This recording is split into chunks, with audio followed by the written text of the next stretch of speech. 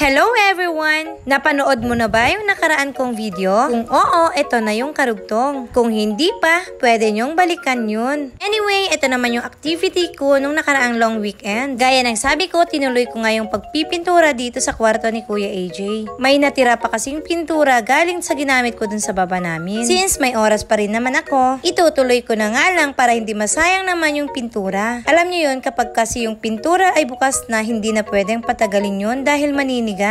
As usual, ako ulit yung gagawang mag-isa dito. Katapos ko dun sa kwarto ni Kuya, isununod ko naman na dito sa kwarto namin. Kung napapansin nyo, sobrang nipis nga yung pintura ngayon dito. Ilang taon na kasi yung pintura na to dito at hindi pa nga nare-repaint. Kaya't ngayon, next project naman tayo. Inuunti-unti ko nga lang yung mga ginagawa ko dito sa bahay. Dahil talagang hindi na ako natutuwa dito sa itsura ng kwarto namin, hinanapan ko talaga to ng oras para magpintura. Bago yan, nilinis ko nga muna dito. Even yung alikabok dun sa ceiling namin, compared sa kwarto ni Kuya, medyo mas malaki ito ng konti. Pang double size na bed, tapos medyo may maluwag pang space na konti. Dito nga pala kami natutulog ni Ate Cheska. Minsan sumisiksik si Kuya AJ, kaya nagdadagdag na lang kami ng foam dyan. Guys, kagaya ko din ba kayo na kapag walang ginagawa ay kating-kati talaga yung kamay? Yung tipong hindi mapakali kapag walang ginagawa. Tapos yung tipong magpapahinga na, hahanap pa rin talaga ng kahit anong kakalikutin. Ewan ko ba, kasi talagang parang nanghihina naman ako pag hindi talaga ako nakakagawa dito. Isa pa yung isipin na wala naman talagang ibang gagawa kundi ako lang talaga.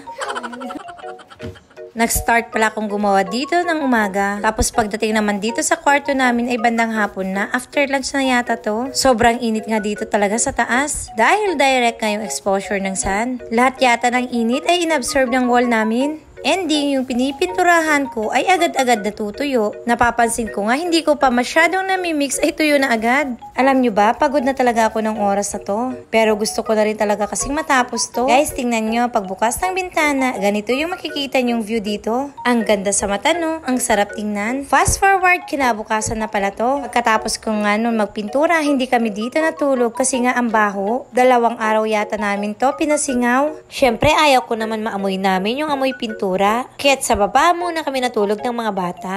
After 2 days, naglinis naman ako dito at nagpalit ng mga beddings. At inayos ko na rin yung mga unan namin dito. Napansin nyo ba? Sobrang dami ng stuffed toys sa mga unan dito. Naglinis na nga ako mabuti dito para mibalik ko naman yung mga dating gamit namin. By the way, wala pala kaming bed dito ni Ate Cheska. Yung foam namin ay nakalatag lang dyan. Gusto kong bumili pero minsan iniisip ko tsaka na lang muna. Medyo maayos-ayos pa naman kasi yung higaan namin. Habang naglilinis ako, napasilip na naman ako dito sa bintana namin. Favorite spot ko kasi talaga yung bintanang yan. Pero alam nyo, yung dream veranda ko, hindi pa rin talaga napapaayos hanggang ngayon. Pero kung sakaling matapos yun at mapaayos ko na, malamang doon na yung magiging favorite spot ko. Ang bala ko kasi doon ay maglagay ng coffee table. Tapos early in the morning, doon magkakape. Gusto ko din doon manood ng sunset kasi dahil nasa second floor, malamang maganda yung view doon. And during New Year's Eve, dito talaga kami sa taas pumepwesto. Inaabangan kasi ng mga bata yung mga fireworks. From here, kitang-kita nga yung fireworks display ng Solano. Wish ko lang magawan ko ng paraan para matapos ngayong taon bago mag New Year. Para mas masaya at mas maganda yung pwesto ng mga bata.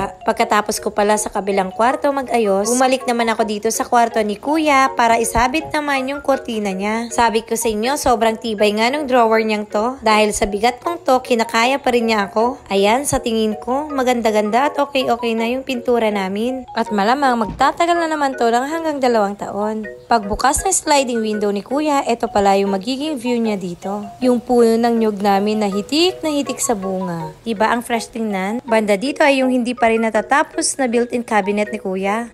Nagpalit na rin pala ako ng beddings niya dito. Gusto ko kasi paghiga niya dito ay malinis lahat at mabango. Sakto nga ulit at nasa bakasyon na naman siya.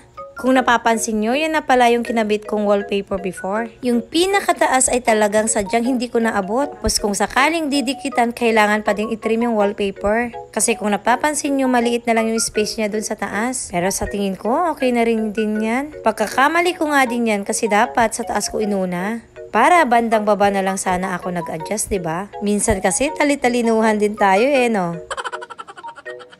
Anyway, sa tingin ko, tapos na ako magligpit dito sa kanya-kanyang kwarto namin. Nakapagpalit na rin ako ng beddings dun sa kwarto namin. Samantalang kay Kuya AJ ay hindi pa. Lalabhan ko kasi muna yung cobre kama niya. At tingnan nyo, ito yung dami naman ng lalabhan ko ngayon. Kaya't kung sa tingin nyo, tapos na ako sa gawaing bahay, nagkakamali din kayo niyan. Gawa nang nag-uumpisa pa lang ako.